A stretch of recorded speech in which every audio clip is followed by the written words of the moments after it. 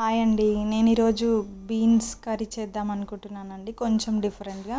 అందుకని నేను మట్టి కడాయి పెట్టుకొని అందులో కొంచెం ఆయిల్ వేసుకున్నానండి. తర్వాత 1 టీ స్పూన్ జీలకర్ర, 1 టీ స్పూన్ ఆవాలు వేసాను. ఇందులో కొంచెం ఆయిల్ వేడవడానికి కొంచెం టైం తీసుకుంటుందండి, ఎందుకంటే మట్టి కడాయి కదా, చాలా మందంగా ఉంటుందండి కింద.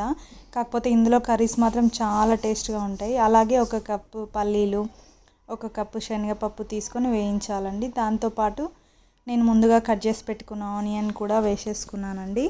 ఆ తర్వాత వీటిని బాగా మిక్స్ చేసుకొని కొంచెం ఆనియన్ షేడ్ చేంజ్ అయ్యే వరకు చూడాలి. కొంచెం బ్రౌనిష్ షేడ్లో వచ్చినప్పుడు కొంచెం చిటికెడు కానీ 1 టేబుల్ స్పూన్ పసుపు కానీ వేసుకోవాలి. వేసుకున్న తర్వాత మళ్ళీ 1 టేబుల్ స్పూన్ అల్లం వెల్లుల్లి పేస్ట్ కూడా వేసుకోవాలండి. చూడండి ఆయిల్ వేడి కావడానికి ఎంత టైం తీసుకుంటుందో.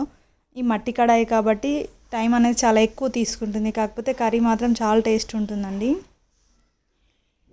చాలా అంటే చాలా టేస్ట్ ఉంటుందండి కర్రీ. పల్లీలు ఎందుకు వేసానంటే నాకు ఎందుకో పల్లీలు వేయడం చాలా ఇష్టం అండి, అందుకని పల్లీలు వేసుకున్నాను. ఈ కర్రీలో కొంచెం పల్లీలు వేస్తే బాగుంటుంది. ముందుగా కట్ చేసి పెట్టుకున్న బీన్స్ని కడిగేసి నేను స్ట్రైనర్లో కడిగేసి వాటర్ మొత్తం పోయడానికి ఆ జాలీలో పెట్టానండి. తర్వాత ఇందులో కడాయిలో కట్ చేసిన బీన్స్ వేసేసుకొని బాగా మిక్స్ చేసి మూత పెట్టేసేయాలండి. తర్వాత ఒక 10 మినిట్స్ ఆగిన తర్వాత ఇచ్చేసేసి ఇక్కడ నీటి బుడగలు వస్తున్నాయి కదండి, ఆ విధంగా ఉడుకుతుంటుందండి బీన్స్ అనేది. అప్పుడు మనం బాగా మళ్ళీ ఒకసారి దగ్గరగా మొత్తం కలిపేసేయాలండి బాగా. ఈ విధంగా నేను చూపించిన విధంగా కలుపుకొని తర్వాత 1 టేబుల్ స్పూన్ కారం వేసుకోవాలి. తర్వాత 1 టేబుల్ స్పూన్ సాల్ట్ కూడా వేసేసుకొని కలిపేసేయాలండి. బాగా కలిపేసిన తర్వాత మళ్ళీ మూత పెట్టేసేయాలండి.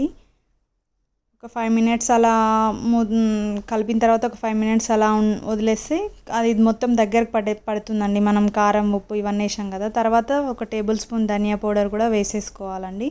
అప్పటికి రంగు షేడ్ అయిపోయింది, అంటే ఫ్రై అయినట్టు అయ్యింది, చూసారా అండి బీన్స్. ఇప్పుడు ఒక 2 టేబుల్ స్పూన్స్ కొబ్బరి పొడి కూడా వేసేసుకోవాలండి. ఇప్పుడు ఫైనల్గా మనకు కావాల్సిన బీన్స్ ఫ్రై కర్రీ అనేది రెడీ అయిపోయిందండి. మీకు కూడా నచ్చితే ఒక చిన్న లైక్ చేయండి. ఏమైనా మిస్టేక్స్ ఉంటే కామెంట్ రూపంలో తెలియజేయండి. అలాగే మీకు ఈ వీడియో నచ్చిందని అనుకుంటున్నాను. ఒకవేళ నచ్చితే మాత్రం నా వీడియోని లైక్ చేయండి, షేర్ చేయండి, సబ్స్క్రైబ్ చేసుకోండి friends. Thank you for watching.